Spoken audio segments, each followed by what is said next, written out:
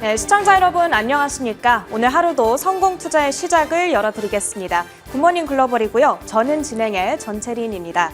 어느덧 걱정이 앞섰던 증시의 9월과 10월이 지나가고 우리는 11월 1일 아침을 맞이하고 있습니다. 오늘은 새로운 달을 맞이하면서 여러분들께서 상쾌한 마음가짐으로 마음의 준비를 좀 단단하게 하셔야 될 것 같습니다. 이번 주 미국 증시가 정말 바쁜 한 주를 앞두고 있기 때문인데요. 연준의 FOMC 회의 그리고 10월 고용보고서 발표라고 하는 빅 이벤트가 대기 중에 있습니다. 과연 FOMC 회의에서 인플레이션을 바라보는 파월 의장의 시각이 바뀌었을지가 주목받고 있습니다. 만약 인플레이션을 다소 우려하는 뉘앙스의 발언이 나오게 될 경우 지난 금요일까지 사상 최고치 랠리를 이어왔던 미국 증시에는 어느 정도 부담으로 작용할 가능성을 배제할 수가 없겠고요. 더불어 실적을 발표하는 기업들 많이 예정이 되어 있습니다. 화이자와 모더나 등의 제약사들 예정되어 있고요. 그 밖에도 여행과 에너지, 보험 관련주들의 어닝 리포트가 발표될 예정입니다. 이들의 실적 성적표에서 우리는 공급망 교란, 그리고 인플레이션의 흔적이 나타나는지 그 여부를 가장 주시해 봐야겠습니다. 만약에 공급 대란과 인플레가 부각이 된다면 이 역시도 시장에는 어느 정도 부담으로 작용할 가능성 염두에 두셔야겠습니다. 어쨌든 지난주까지의 흐름으로 놓고 봤을 때 현재 시장은 강한 흐름을 이어가고 있는데요. 시장이 이렇게 많이 오른 상태에서 이번 주는 굵직굵직한 이벤트들을 많이 앞두고 있기 때문에 어느 때보다도 꼼꼼한 이슈 체크 그리고 즉각적인 시장 대응이 필요한 상황입니다. 그 이슈와 전략들 이번 한 주간도 저희 굿모닝 글로벌과 챙겨보시길 바라겠습니다. 먼저 지난주 금요일 미국 증시 어떻게 마감했는지 마감 시황부터 듣고 오시죠. 네, 10월의 마지막 거래일이었던 지난주 금요일 미국 증시는 3대 지수 모두 사상 최고치로 거래를 마쳤습니다. 이렇게 되면서 2020년도 11월 이후에 월간치로 봤을 때는 최고의 한 달을 보냈다는 평가를 받게 됐는데요. 이 원인에 대해서 더 구체적으로 분석해 보겠습니다. 우선 이날 상승세는 바이든 정부의 사회복지 예산 개편안에 힘입은 결과라는 분석이 나왔는데요. 당초 계획의 절반 규모인 1조 7,500달러의 절충안 제시로 인해서 인프라 법안 통과가 상대적으로 수월해질 것이라는 기대감이 시장에 감돌았기 때문입니다. 빅테크 기업 두 곳 중에 두 종목이 하락 마감했음에도 불구하고 지수가 상승 마감했다는 게 큰 특징이었는데요. 아마존과 애플이 3분기 실적 실망감으로 각각 2.1% 또 1.8%대 하락하는 모습을 나타냈습니다. 애플이 월가 전망치를 하회하는 실적을 발표한 것은 지난 2017년도 5월 이후 처음이었습니다. 또한 이날의 주인공은 마이크로소프트였는데요. 애플과의 시총 경쟁을 벌이던 마이크로소프트는 2.2% 상승하면서 시총 1위 왕좌에 앉게 됐습니다. 다음으로 섹터별 움직임도 함께 체크해 보도록 하겠습니다. 금요일장에서 11개 섹터 중에 5개 섹터가 상승 마감됐습니다. 헬스케어와 기술 섹터의 상승세가 눈에 띄었고요. 부동산과 에너지, 유틸리티 등은 하락 마감하는 모습이었습니다. 상승세가 돋보인 종목 중에서는 철강주인 US 스틸을 꼽아볼 수 있겠습니다. 이렇게 3분기 실적이 월가 예상치를 크게 넘어서면서 12.9% 상승하는 모습이었습니다. 반면 스타벅스는 크게 하락하는 모습이었습니다. 3분기 매출이 월가 예상치를 하회했고요. 또 여기에 더해서 중국의 동일 매장 기준 매출이 7% 감소한 영향으로 풀이됩니다. 메모리 반도체 기업인 웨스턴 디지털은 호실적에도 불구하고 8.7% 급락하면서 거래를 마쳤습니다. 예상치보다 좋지 못했던 가이던스 제시, 그리고 여기에 더해서 공급난 이슈로 인한 타격을 원인으로 꼽게 됐습니다. 마지막으로는 상품 시세까지도 점검해 보겠습니다. 주말 사이 가장 뜨거웠던 소식 중에 하나가 아닐까 싶은데요. 시가총액 2위의 암호화폐인 이더리움이 4,400달러를 넘게 되면서 사상 최고가를 돌파했습니다. 이 같은 흐름은 시스템 업그레이드로 인해서 이더리움 블록체인 사용이 늘고 있다는 소식 때문이었는데 급등 이후에 차익 실현 물량이 출회되면서 현재 구간에는 4,200달러 선에서 거래되는 모습 나타내고 있습니다. 유가를 보시면은요, 장 초반보다 하락하다가 상승 반전에 성공했는데요. 4일 예정된 오펙 플러스 회의에서 현재 수준의 감산을 유지할 것이란 예상으로 이 영향이 풀이되고 있습니다. 지금까지 지난주 금요일장 미국 증시 전해드렸습니다.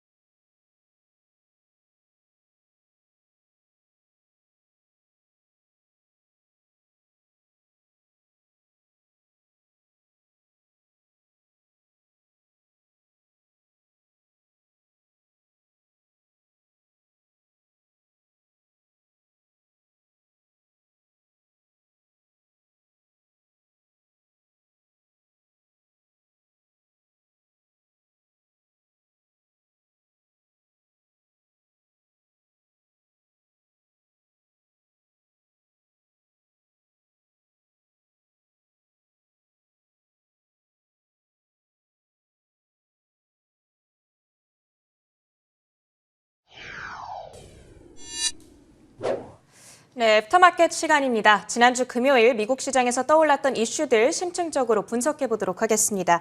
이 시간은 신한금융투자 WM 리서치부 스마트머니 추적팀 최진석 팀장님과 함께합니다. 안녕하세요. 안녕하십니까. 네, 오늘도 총 4가지 키워드 준비해 봤습니다. 먼저 첫 번째 키워드 열어보겠습니다. 첫 번째 키워드 팀장님께서 준비해 주셨어요. 인플레 없는 부양책이라고 하셨는데 보통은 부양책이라고 하면은 시장의 유동성이 많이 풀리니까 인플레이션이 따라온다고 생각을 하잖아요. 그게 네. 아닌가 보네요. 그렇죠. 이 경기 부양책이라고 하면은 인플레를 일으킨다라고 생각을 할 수가 있는데 네. 제니 옐런 미국 재무장관의 생각은 좀 다른 것 같습니다. 인플레이션이 오히려 완화되기를 기대한다라고 발언을 했는데요. G20 회의로 인해서 이탈리아 로마에 있는 옐런 장관이 지난 금요일 CNBC와의 인터뷰에서 바이든 행정부의 이 지출안이 인플레이션을 일으키지 않을 것이다라고 얘기를 했습니다. 성장 모멘텀과 그리고 공급 측면에서의 부스트는 되겠지만은 인플레이션은 완화되겠다라는 것이 옐런 장관의 로직이었는데요. 이게 어떻게 가능할까요? 옐런 장관은 미국인 다수가 소비 항목에서의 가격 상승을 경험 중이다. 근데 이번에 그 지출 패키지 같은 경우에는 헬스케어나 육아 등의 중요 비용을 줄여줌으로써 결국은 인플레이션을 완화하는 작용이 기대된다라고 분석을 했습니다. 그리고 이제 공급망 이슈도 낙관적인 이 전망을 그대로 유지를 했는데요. 중기적으로는 이 문제가 해결이 될 것이다. 그리고 인플레이션 역시도 한두 달보다 오래 지속돼도 일시적이다라는 그런 로직에는 변함이 없다. 여전히 유효하다라고 얘기를 했습니다. 네, 옐런 장관의 발언대로 이렇게 공급망 이슈도 그렇고 인플레이션도 그렇게 좀 빠르게 해결이 됐으면 좋겠는데 네.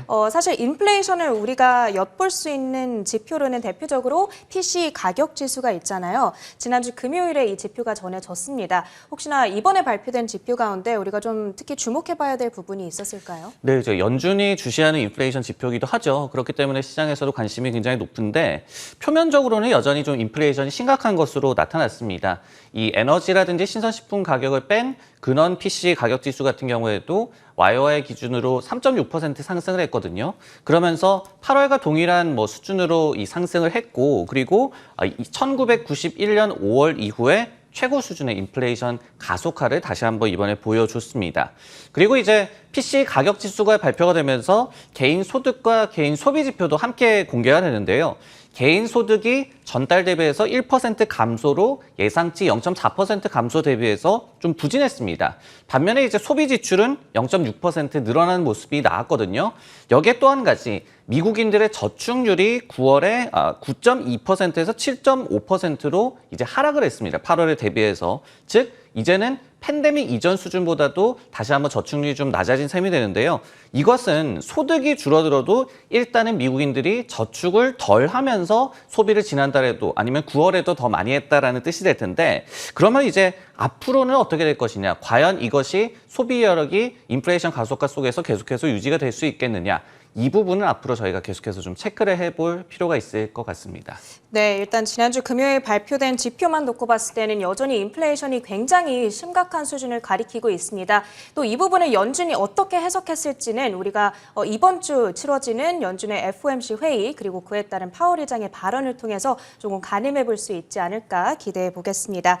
이어서 오늘 두 번째로 준비된 키워드 열어보겠습니다. 네, 두 번째는 제가 준비했습니다. 애플 보유자분들 혹은 매수를 고민 중이신 분들께서 좀 주목을 해주시면 좋겠습니다. JP모건이 애플의 공급망 타격은 일시적이라면서 지금이 오히려 매수 찬스다라는 의견을 내비쳐서요. 정리해드리도록 하겠습니다. 일단 목요일에 전해졌던 실적은 아마 다들 확인을 하셨을 텐데 애플이 2016년 이후 처음으로 EPS 비트에 실패를 했고요. 또 2017년 이후 처음으로 매출 역시도 실망스럽게 발표가 됐습니다. 애플은 여기에 대해서 칩 부족 그리고 코로나로 인한 생산 차질 때문이라고 설명을 했는데요. 그런데 이렇게 다소 실망스러운 실적에도 불구하고 JP모건 측에서는 애플에 대한 기존의 비중 확대, 즉 매수 투자 의견을 계속해서 유지를 했고요. 또 자사의 탑픽주로 다시 한번 선정을 했습니다. 목표 주가 역시도 기존과 동일한 $180로 유지하면서 지금부터 18%의 추가적인 업사이드를 점쳤는데요. 그 이유에 대해서는 지금 나타나는 일시적인 압박이 아이폰과 맥의 수요에 타격을 주지 않을 것이다. 그리고 12월 말로 끝날 다음 분기에 대해서 매우 강한 매출 가이던스를 제시했다는 부분 역시도 긍정적으로 평가해 볼 수 있겠다라는 설명을 덧붙였습니다. 그런데 JP모건뿐만이 아니고요. 모건 스탠리 역시도 좀 긍정적인 투자 의견을 재확인시켜줬습니다. 역시나 다음 분기 공급망 제약이 더 큰 상황임을 고려했을 때 지금 나온 가이던스가 매우 긍정적이라고 평가했고요. 특히나 경쟁사 대비 높은 마진이 가장 매력적이라고 덧붙이기도 했습니다. 그러면서 투자 의견 역시도 기존의 비중 확대 의견을 다시 한번 확인시켜주는 모습이었습니다. 자, 팀장님, 이렇게 애플이 다소 실망스러운 실적 성적표를 공개했음에도 불구하고 긍정적인 IB들의 의견이 어쨌든 나오고 있습니다. 그런데 반면에 우리가 조금 유의해봐야 될 중립적인 혹은 부정적인 의견이 없는지 궁금하고요. 또 그런 의견이 나왔을 때 가장 우려스러운 요인이 역시 공급망 이슈인지 그 부분도 좀 궁금하네요. 네, 이제 애플이 지난 분기 실적을 이제 발표를 하면서 공급망 차질로 인해서 60억 달러의 이제 손해가 났다라고 얘기를 했거든요. 그리고 네. 이제 당 분기에도 공급 차질의 영향이 60억 달러를 이제 더 넘어설 것이다. 더욱더 클 것이다라고 예상을 했습니다. 그럼에도 이제 시장에서 뭐 가이던스가 긍정적이라고 얘기를 하는 거는 애플이 지금 이 구체적인 수치로 가이던스를 제시하고 있지는 않습니다. 하지만은 경영진이 아이패드를 제외한 이 전 사업부에서 매출이 성장할 것으로 예상을 했고요. 그리고 이제 물론 서비스의 이 성장 속도는 좀 둔화하겠지만은 전반적으로 좀 긍정적인 이 상황, 특히 수요가 굉장히 긍정적으로 유지가 되고 있다는 점을 밝히면서 이 점에 시장에 좀 높은 점수를 매긴 것 같습니다. 예를 들어서 이제 웨드부시 같은 IB에서도 내년도로 결국은 매출이 이연되는 것이다. 소멸이 아닌 이연이다라고 강조를 하면서 지금과 같은 시점에 애플의 주식을 사라라고 또 조언을 하기도 했고요. 하지만 이제 마냥 안심할 수가 없겠죠. 저희가 이제 경계론 쪽도 좀 들여다봐야 될 것 같은데 예를 들어서 이제 골드만삭스 같은 경우에도 이 중립 의견을 유지를 했어요. 그러면서 애플의 주가가 지금 대비해서 하락할 것이다. 다운사이드를 점치는 그런 목표 주가를 그대로 제시를 했거든요. 그러면서 어디까지가 이게 수요 문제인지 아니면은 어디까지가 공급 문제인지 정확하게 가늠하기 힘들다라고 얘기를 했고요. 그리고 이제 리드 타임, 그러니까 실제 이 인도까지 이루어지는 그 시간이 너무나 길어질 경우에 소비자들도 결국은 발길을 돌릴 수 있다라고 경고를 하고 있습니다. 그렇기 때문에 이 공급 차질이 수요가 좀 강한 가운데서 좀 부드럽게 해결이 돼야지 좀 안심할 수 있는 상황이지 그 부분에 대해서는 아직까지 뭐 100% 확신을 할 수는 없는 그런 상황이 되겠습니다. 네, 알겠습니다. 이렇게 애플에 대해서 여러 가지 강세론이 나오고 있지만 분명히 마지막에 말씀해 주신 이 경계론도 우리가 염두에 두면서 대응을 해봐야 될 것 같습니다. 애플의 주가가 지난주 실적을 발표한 이후에 일단 많이 빠졌기 때문에 좀 걱정하신 분들이 계실 것 같아서 이 부분 한번 짚어봤습니다.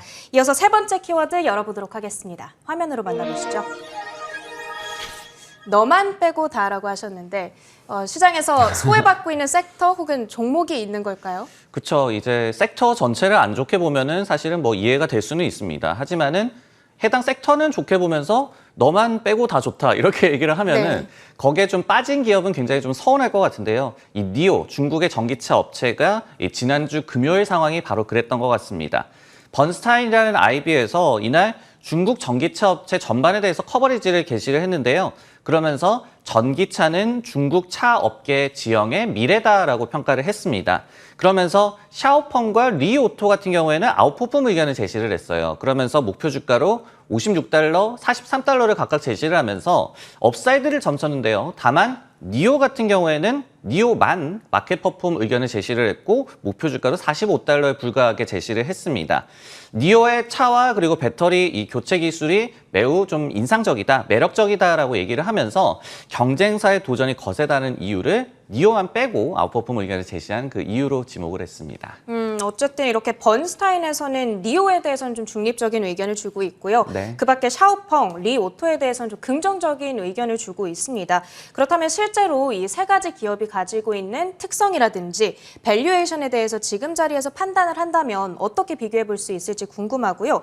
그리고 만약에 지금 매수를 한다라고 쳤을 때 좀 단기적으로 주목해 봐야 될 이벤트 같은 게 있으면 정리해 주세요. 네, 일단은 밸류에이션을 좀 측정을 해보려고 하면은 뭐 이익이 나는지부터 살펴봐야 될 것 같은데 네. 리오토는 이제 2022년에 일단 흑자가 소폭이 좀 예상이 되고 있어요. 하지만은 두 기업은 내년까지도 적자가 예상되거든요. 그렇기 때문에 PER 지표로는 이제 밸류에이션을 측정하는 것이 좀 힘들고요.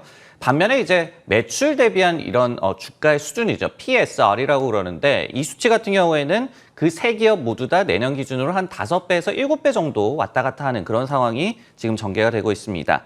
단기 이벤트와 관련을 해서는 이 세 기업 모두 곧 10월에 중국 이 판매 지표가 발표가 됩니다. 11월 1일 오늘 발표될 것으로도 예상이 되고 있는데 니오 같은 경우에는 8월에 6,000대 미만을 팔았다가 9월에 10,000대 이상을 팔면서 이제 쇼티지 이 문제에서 좀 해결이 되는 모습이 나왔어요. 샤오펑도 9월에 10,000대 넘게 중국에서 팔았는데 리오토는 7,094대를 파는 데 그쳐서 칩 쇼티지의 여파가 지속됐던 바가 있거든요. 그렇기 때문에 이번에 또 지표에 따라서 세 기업의 희비가 엇갈릴 가능성도 저희가 좀 염두를 해봐야 될 것 같습니다. 참고로 이제 추가적으로 특성에 대해서 좀 말씀을 드린다면은 니오는 SUV 모델만 3종을 팔고 있죠. 그러면서 세단은 내년에 이제 출시하겠다라고 밝힌 상태고요. 샤오펑은 SUV 하나, 세단 2종, 그리고 리오토는 단일 차종만 지금 판매를 하고 있습니다. 네, 이렇게 중국의 대표적인 전기차 3가지 기업에 대해서 저희가 좀 객관적으로 분석해 봤습니다. 마지막으로 네 번째 키워드 열어보도록 하겠습니다. 벨트 단단히라고 준비했어요. 이번 주 시장에서 워낙 좀 긴장하고 있는 한 주이기 때문에 어떤 부분들을 주목해봐야 될지 정리해 드리도록 하겠습니다. 여러 가지 증시 이벤트들 그리고 지표 발표를 앞두고 있습니다. 그런 가운데 힘든 한 주를 예상하는 목소리가 나오고 있는데요. 현재 시간으로 11월 2일부터 3일, 화요일부터 수요일 이틀이 되겠습니다. 연준이 FOMC 회의를 가지는데요. 시장은 이번 FOMC 회의에서 연준이 테이퍼링을 발표할 것으로 예상을 하고 있습니다. 그리고 이후 11월이나 12월부터 채권 매입 규모를 매달 150억 달러씩 줄여 나갈 것으로 예상하고 있는데요. 그런데 사실 테이퍼링은 시장에서 이미 광범위하게 예상하고 있는 사실이기 때문에 테이퍼링 자체가 증시로 줄 충격은 그렇게 크지 않을 것으로 지금 전망되고 있습니다. 그렇다면 우리는 뭘 주시해야 하는가? 웰스파고의 전문가에 따르면 이번 FOMC 회의에서 금리 인상에 대한 신호가 나오는지 그 여부를 주시해야겠다고 합니다. 그간 파월 의장의 발언으로 미루어 봤을 때 내년 중순에 테이퍼링이 끝나더라도 곧바로 금리를 올리진 않을 거다라는 입장을 이번에 다시 한번 강조할 것으로 보이는데요. 그렇지만 보다 구체적인 금리 인상 시기를 우리가 가늠하기 위해서는 이번 주 인플레이션에 대한 파월 의장의 논평이 가장 중요할 것으로 예상되고 있습니다. 만약 인플레이션에 대한 기대치가 우리가 생각했던 것보다 높게 나온다면 금리 인상 시기가 조금 더 앞당겨질 가능성 역시도 배제할 수는 없겠습니다. 그렇다면 시장에서 이 약간의 하방 압력이 좀 나타날 수도 있겠고요. 그렇다면 팀장님, 우리 이번 주 정말 많은 투자자들이 긴장을 하고 있습니다. FOMC 회의 결과 그리고 시장의 반응에 대해서 우리가 어떻게 좀 대비를 하면 좋을지 개인 투자자들을 위한 조언을 좀 정리해 주세요. 네, 이제 테이퍼링은 사실 예상된 결과죠. 그렇기 네. 때문에 시장 영향이 미미할 것이다라는 그 의견이 굉장히 많습니다. 다만 이제 금리 인상 같은 경우에는 시장에서 이거를 진짜 긴축이라고 보죠. 그렇기 때문에 이 금리 인상과의 연결고리에 좀 더욱더 주시를 해야 한다는 의견이 많이 나오고 있는데요. 예를 들어서 CME 패드워치에 따르면은 현재 시장은 내년 6월쯤에 이제 금리 인상을 점치고 있습니다. 지금보다 25bp 정도 금리가 올라갈 것이다라고 점치는 비율이 46% 정도인데 한 달 전에는 80%가 동결을 예상을 했었기 때문에 한 달 전과 비교해서 긴축 시기가 굉장히 빨라졌다는 점에는 시장이 동의를 하고 있음을 알 수가 있습니다. 근데 참고로 연준 같은 경우에는 내년 중반까지 테이퍼링 완료하겠다라고 밝힌 상태죠. 그렇기 때문에 끝나자마자 그러면 금리 인상 한다라고 시장이 예상을 하는 셈인데 예를 들어서 웰스파고 같은 경우에는 이 같은 시장의 예상이 좀 과도하다. 너무 이른 시점에 금리 인상을 점치고 있다라고 얘기를 하고 있습니다. 하지만 어쨌든 그래도 좀 금리 인상이 조기에 이루어질 수 있음을 시사하는 그런 시그널이 이번에 나온다라고 한다면 시장에서도 다소 좀 충격을 받을 가능성도 좀 감안을 해야 될 것 같습니다. 이번 주가 굉장히 좀 중요한 한 주가 될 것 같은데 참고로 11월은 전통적으로 미국 증시가 굉장히 강한 달이라고 하거든요. CFRA 같은 기관에서도 11월과 이듬해 4월간의 이 평균 S&P 500 지수가 7% 가깝게 상승을 해왔다라고 얘기를 하고 있기 때문에 굉장히 분위기가 좋은 달일 수는 있는데 첫 주에 굉장히 메이저한 또 이벤트들이 많이 남아있기 때문에 처음 단추를 좀 잘 꿰는 것이 굉장히 중요할 것 같습니다. 네, 알겠습니다. 이렇게 FOMC 회의 이번 주에 우리가 어떤 부분을 가장 주목하면서 지켜봐야 되는지 그 포인트들을 짚어봤습니다. 이렇게 지난주 금요일 미국 시장에서 떠올랐던 이슈들 저희가 4가지 키워드 통해서 정리해봤고요. 이 시간은 신한금융투자 WM 리서치부 스마트머니 추적팀 최진석 팀장님과 함께했습니다. 고맙습니다.